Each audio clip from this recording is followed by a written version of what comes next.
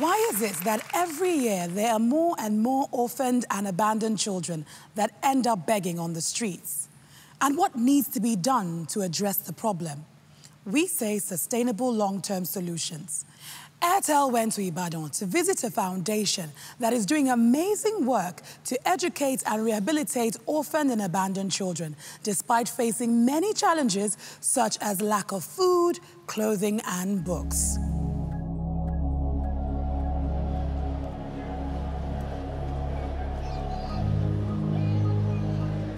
Ibadan is a metropolitan city. It's about the largest in sub-Saharan West Africa, and also a densely populated city. Most part of the city is inhabited by poor people, very poor people. Also, there is the issue of marriage and divorces, and that many children become displaced, and they live on the street or try to find a means to survive. And through that, they do a lot of activities that prevent them from developing. Gaili Foundation was established on the 8th of July, 1989, by Reverend Bumi Oluwalakije. It was a response to a call of God to respond to the needs of street children, homeless people, destitute of different sorts, even widows.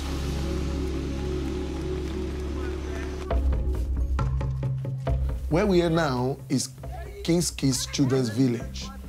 It's actually 22 acres plot of land given to us by UNICEF and the state government. There was a program of collaboration to rehabilitate and also to train street children that were withdrawn.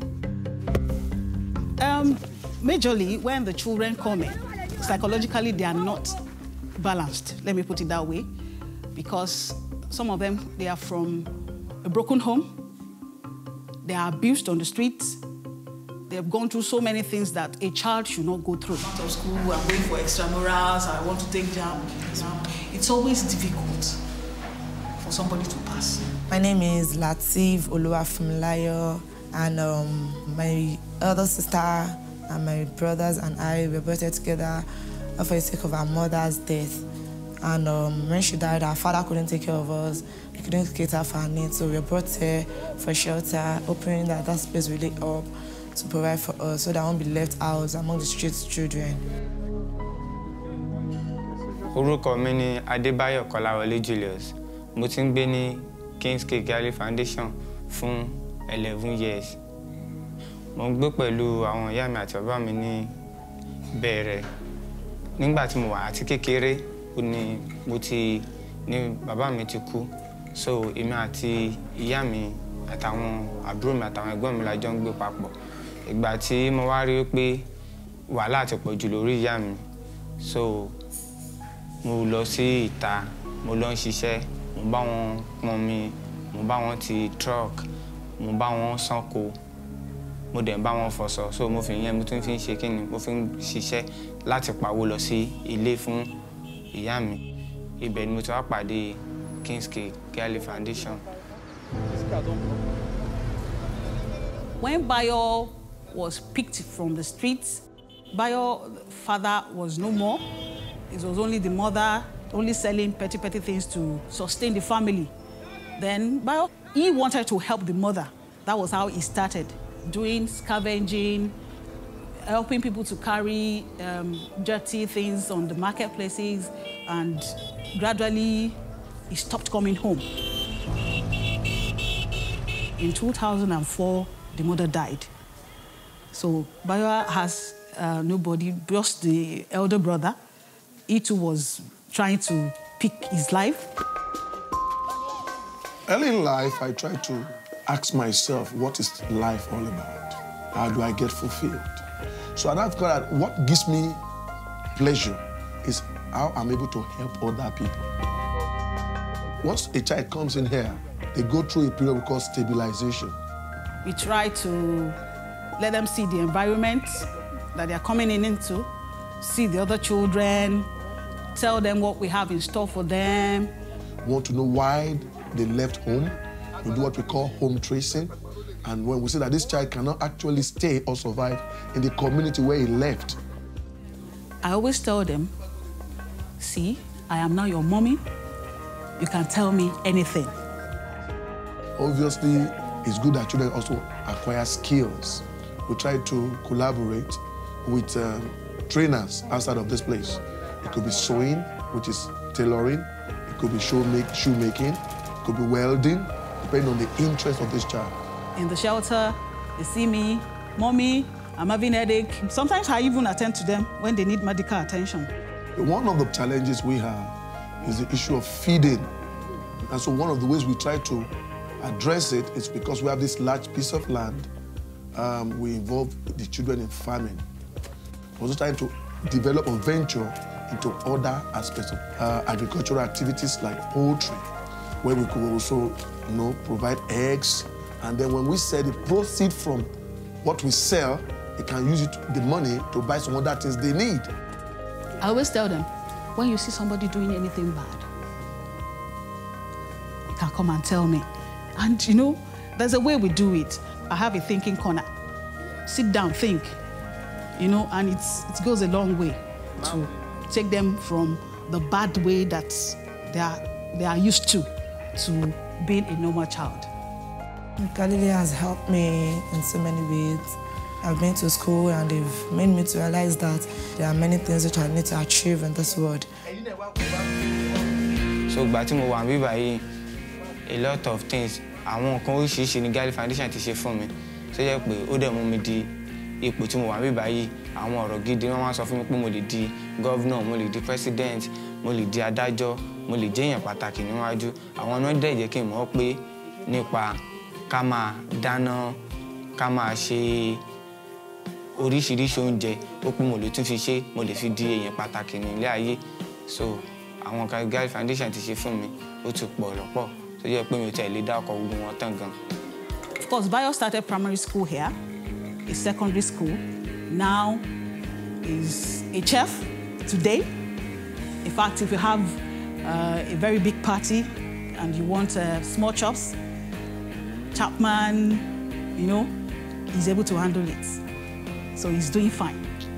By the time they're living here, their way of thinking, mentality, will be different from an average person out there in terms of facing challenges in life, in terms of giving leadership, in terms of their perspective to things. When individuals see that, look, what can I do to make my present situation better, then we'll have a better society.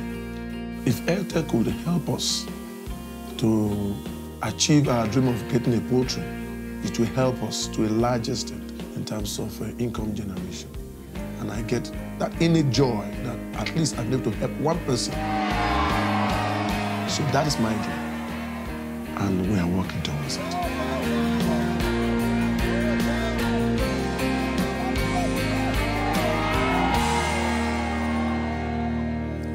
Just watching that is amazing how far a little love can go in the life of a child.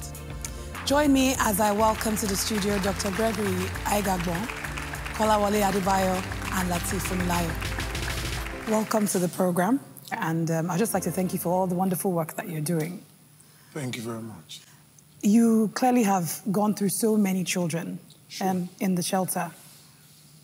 What are some of the hardships they experience? Well, actually, the common problem is the fact that they cannot really fit in. Most of the ones that we have at the shelter couldn't fit in directly back into their family because oftentimes they've left home for years. And what actually led to their leaving home is a culmination of a lot of factors. And expect him to stay where the food is obviously not regular. And if you say, okay, he must be forced to go back to school, 20 naira will be what the father or mother will give. So that kind of environment becomes difficult. So that kind of child needs rehabilitation and reorientation. What's the most difficult part of rehabilitating these street children? To gain their trust. When we interact with them on the street for quite a while, they develop trust in us. So this change, transiting from a life where you have, as it were, freedom to do what you like, to a life where you, as it were, regimented and ordered, takes quite a challenge for many of them. So, Fumilayo, I want to ask you, how has the foundation helped and shaped you before I told them more about the essence of education and the reason why they still need to live for the essence of their parents, not to live on the streets. Adebayo, I know you're a chef now. I hope you can teach me some things. Why is it so important for you to go back there and help other children or teach them or mentor them in some way? It's so much important to me. Yeah. Because for someone to help my life, for someone to take me out of the street and take me to a home, that's one of the wonderful things I've ever seen in my life. So I've made up my mind and I promised God that I know if they are ready to hear and listen, they are going to go far in life. All right. Thank you so much for coming on the program. Thank you very much. We really appreciate you being here, and we applaud the amazing work that you're doing. We thank God. Thank you so much. It can't be easy. So we're going to support you by giving you 10 bags of rice, 50 liters of vegetable oil. Wow. It will go a long way to support what we're doing. Thank you so much. We're not stopping there. Okay. Okay. So we're also going to construct a poultry cage. Wow. Thank you so much. 500 birds. Okay. All right, so a poultry cage with 500 birds. And we'll give you feed for 6 months. Wonderful. Thank you so much. Thank you so much. Thank you very, very much. Thank you so much. Thank you for joining Airtel Touching Lives. Be sure to join us again as we celebrate people that are making a difference here in Nigeria.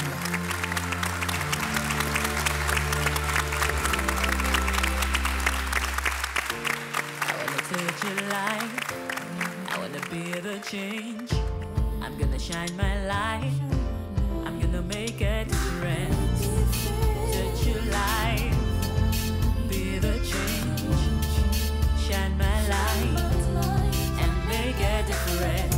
You're the one to make the world a much better place. You're the one. You're the one.